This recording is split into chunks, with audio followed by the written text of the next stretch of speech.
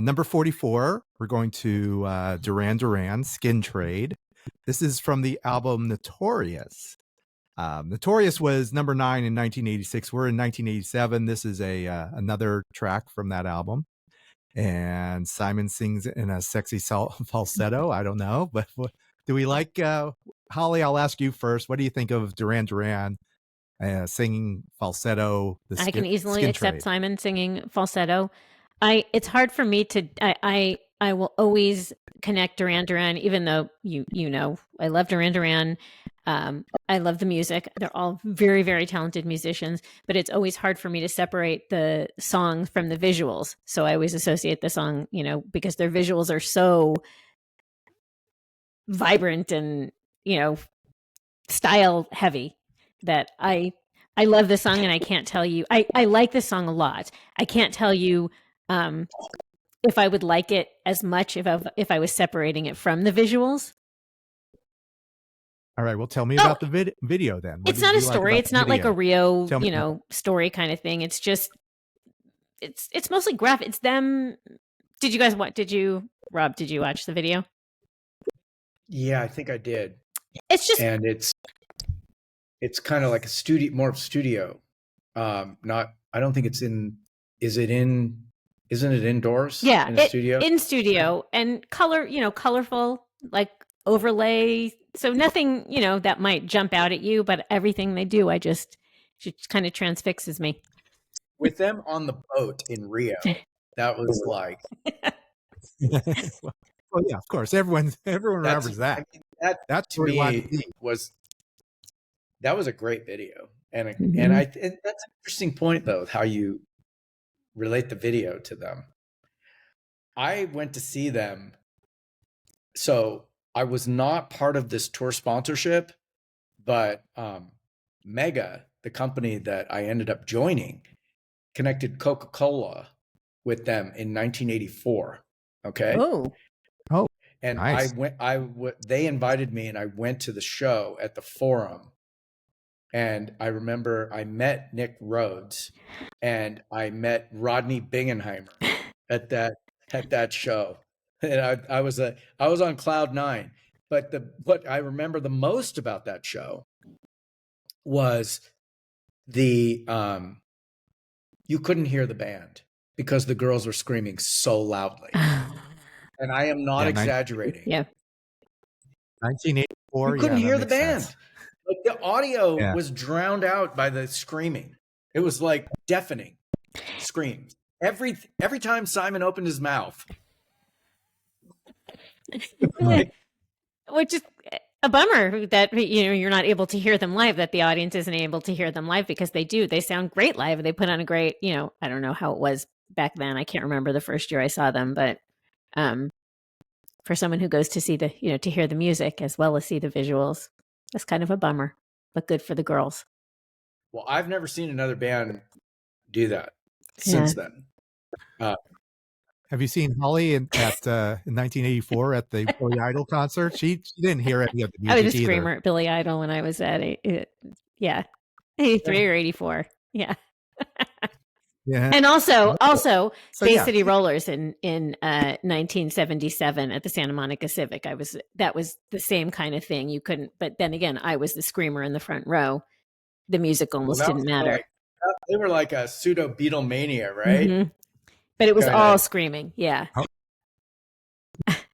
That's awesome.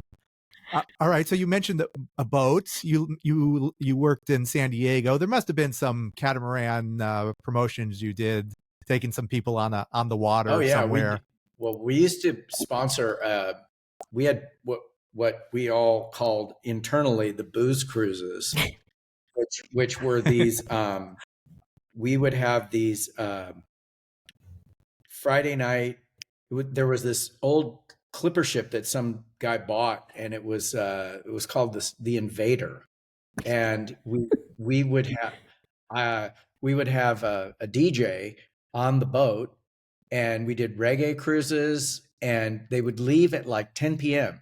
and come back at 12 or 12:30, and people would just be shitty faced on this boat. You have 2 hours. Drink as much as you can. You can drink a lot in 2 hours. And the boat would just go around the harbor in San Diego. But it was great, because the harbor's huge in San Diego, the bay. And it was it was a schooner, not a clipper, a schooner. I think is what it would be called. Anyway, those went on for years. They were really so that was our boat promotion, but I had a lot of respect for Duran Duran. They were one of the key new wave acts, if you ask me.